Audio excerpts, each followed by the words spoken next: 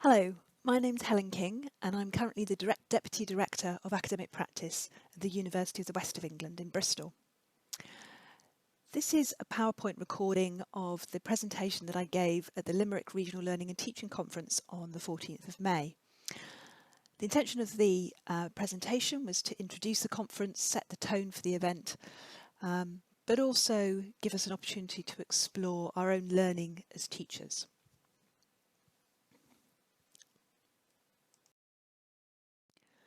So something that I particularly noticed over the last year, where we've all had to move to teaching online because of the COVID pandemic, is there's been increased engagement with professional development activities, particularly around learning design workshops. People are seeking out information and guidance on how best to teach in this new environment. So the necessity has really been the mother of professional development.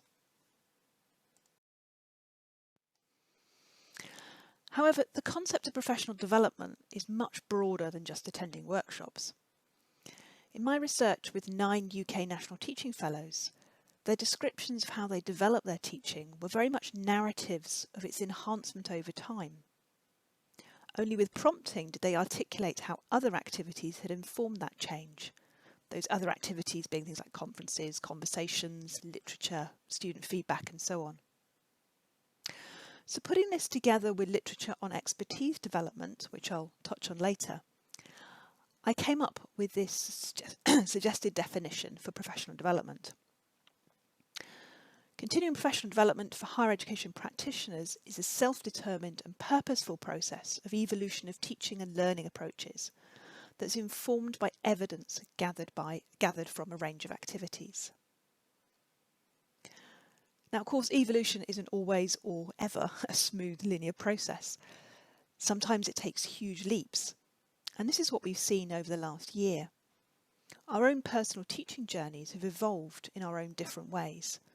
And maybe we'll never be the same as we were previously.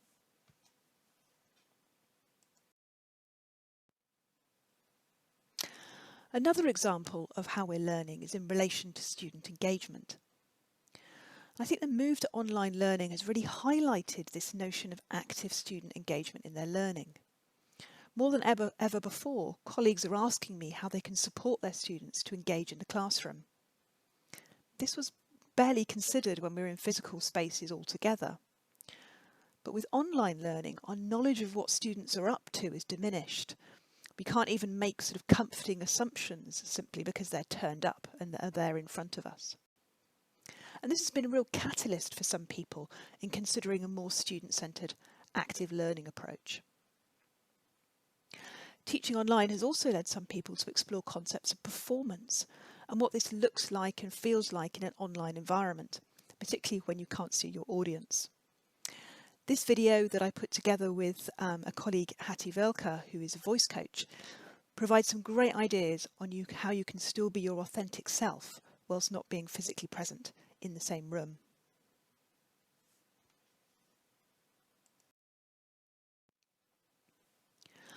But of course, engagement has also become more important for the teacher as well. There are far fewer opportunities for that informal chat about teaching, to brainstorm problems and share ideas. So there's been a vast increase in the more formal sharing. Universities are opening up their learning and teaching events. There have been international webinars, local coffee mornings, all online. And I've certainly seen a lot of increased engagement with emailing lists. We're learning with each other as a community, and this feels more important than it ever was before. So I'd like to pull some of these ideas together, engagement, performance and learning, by briefly introducing a model of expertise for teaching in higher education.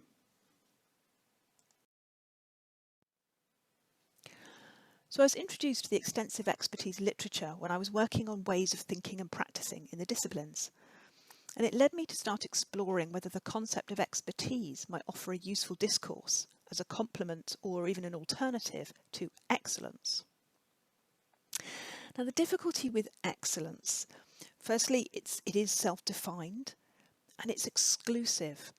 By definition, by derivation, we can't all be excellent. We can't all be outstanding. We can't all be above averaged. There's also a sense of it being a point to be reached, a static point.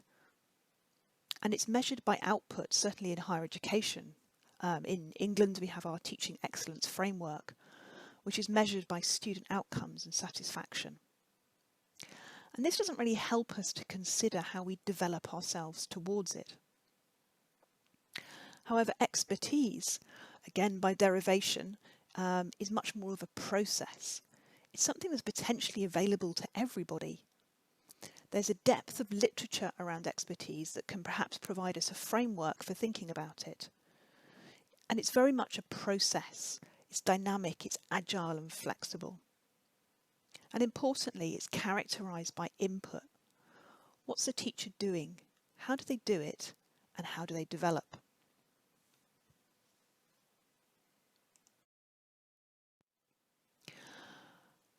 So I'm going to briefly take a look at the generic characteristics of expertise and then have a think about how this translates into teaching in higher education. So I've characterised these into three main areas. Firstly, expertise is basically about high performance in a particular domain that's based on subject knowledge and skills that have been developed through study and experience. The second category of characteristics is what I've called ways of thinking and practicing. These are things like perceptions of meaningful patterns in the domain of expertise, which results in the ability to perform skills faster than novices. There's a particularly different qualitative approach to problem solving that's different to that of novices, including taking more time at the beginning of a problem to understand it from various viewpoints before attempting a solution. And then also another characteristic of expertise and what we see when we see someone performing with expertise is an automation of skills that's brought about through many hours of practice. And this can exhibit as an almost effortless grace or flow. The third characteristic of expertise is around intentional learning and development.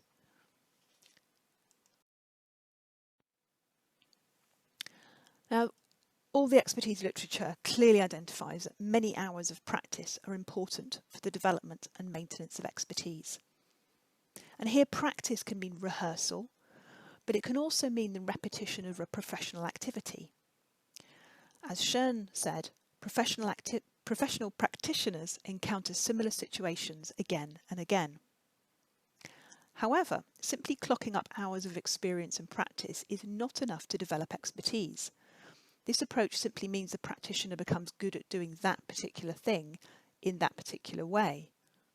And we all know teachers who are proud to claim to have taught in exactly the same way for many years.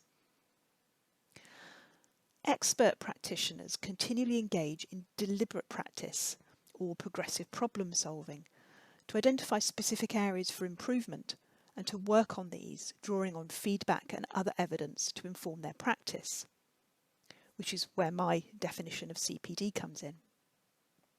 So to give you an example, I've been playing the piano for many, many years, since I was about 4 years old. I grew up in an environment, a musical environment. My older brothers and sisters played the piano. I had lessons. I worked my way through the grades. And I would say that now, many years later, that I'm definitely, pretty competent at the piano, and I really enjoy playing it. However, I don't perform in public, and I'm quite happy playing at the level that I am. I'm not getting any better, but that's absolutely fine for what I want. If I did want to get better, I would have to be very deliberate when I was practicing. At the moment, I just play the pieces I like. If there's something I can't play very well, I might just skip over that passage. If I'm learning something new, again, I might just kind of skip over the bits that are a bit tricky. If I wanted to improve, instead of skipping over those bits, I would very much focus my practice time on those until I was able to perform them at the same level as the other pieces. And I think this idea of kind of an intentional learning and development is summarised quite neatly in Perkins' suggestion that expertise is a process of proactive competence.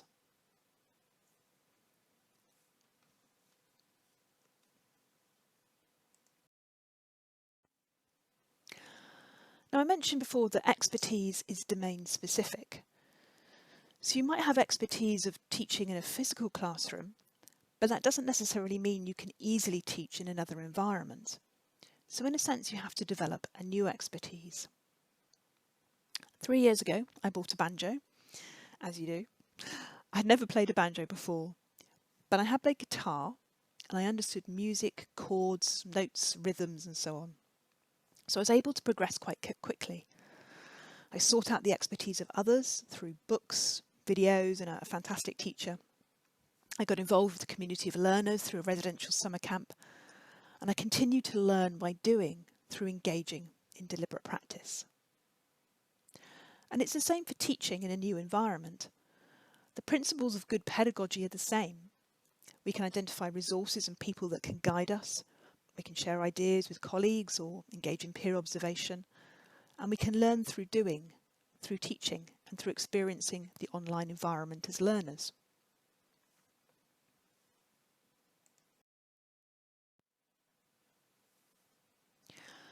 So how do these generic characteristics translate across to teaching? So I've talked a little bit about that intentional, evidence-informed evolution of teaching, that intentional learning and development.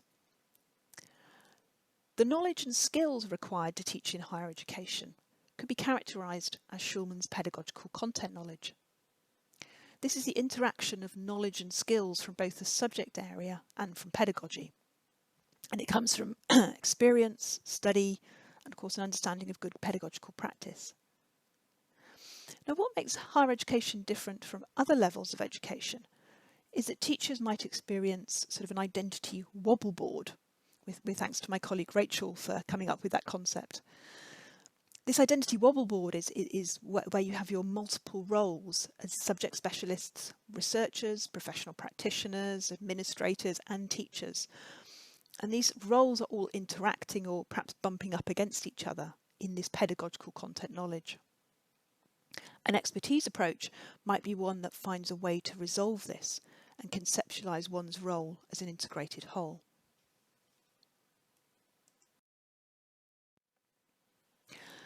So the third characteristic of expertise, that's ways of thinking and practicing, is perhaps the one that's been least explored within a higher education context.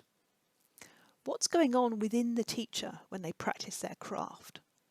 What's the problem solving, the pattern recognition, the automation of skills which enable flow? I've characterised this as artistry. It's those often intangible characteristics, reflection in action, intuition, improvisation in the classroom, authenticity, or rapport, and you can recognise this in expert teachers compared with novices or experienced non-experts. I think perhaps these are sort of the human elements, and I think sometimes the ones most neglected when we're considering what support newer teachers might need. Now, whilst they may emerge from experience, I'm sure they can also be nurtured through mentoring and professional development.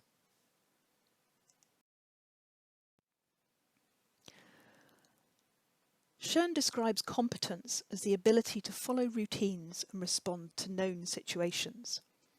But teaching is rarely routine. As Schoen says, let's search instead for an epistemology of practice implicit in the artistic, intuitive processes which some practitioners bring to situations of uncertainty, instability, uniqueness and value conflict. Similarly, Bereiter and Skardamalia, who came up with the progressive problem-solving idea, suggest that experts address problems, whereas the experienced non-expert carries out practice routines. So to continue the music analogy, teaching isn't like being in a note-perfect string quartet playing in front of a quiet, respectful audience in a well-managed auditorium.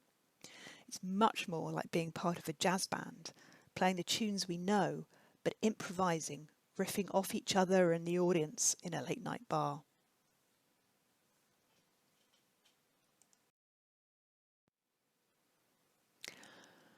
So these are the three kind of categories of characteristics of expertise in teaching in higher education: pedagogical content knowledge, intentional evidence-informed evolution of teaching, and artistry of teaching. Now, this model isn't intended to constrain the definition, but really it's rather a starting point for conversation and for considering our practice as teachers in higher education.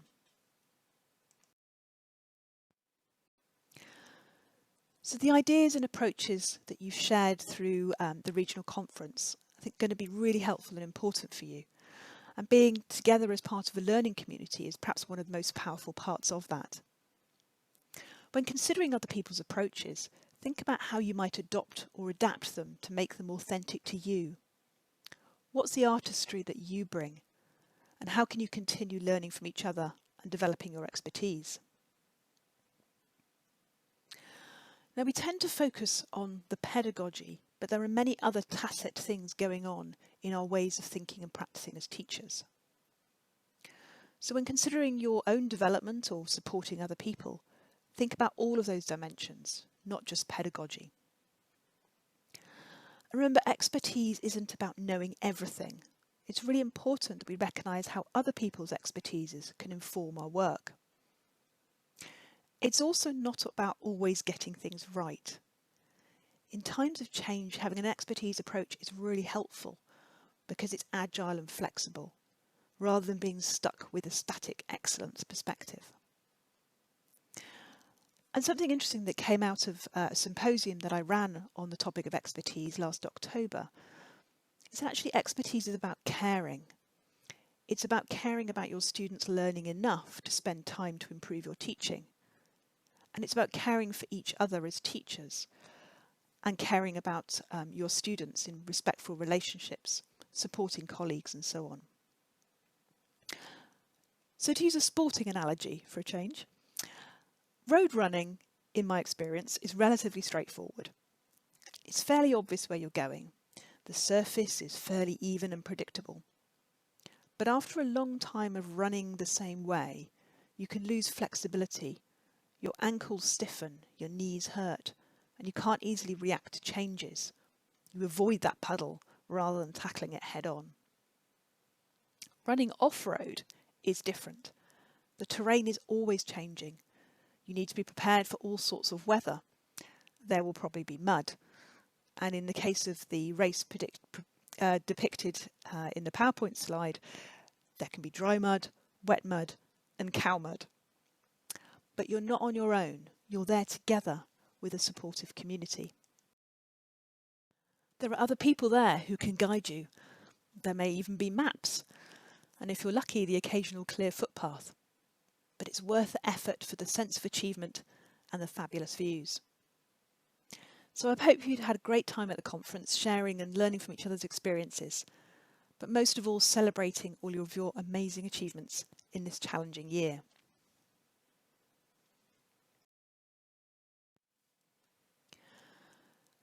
So, as I said, please do feel free to get in contact if you have any further questions or comments or would like to explore these ideas further. And if you're interested, that I've mentioned in this presentation are also available on this slide. Thank you very much.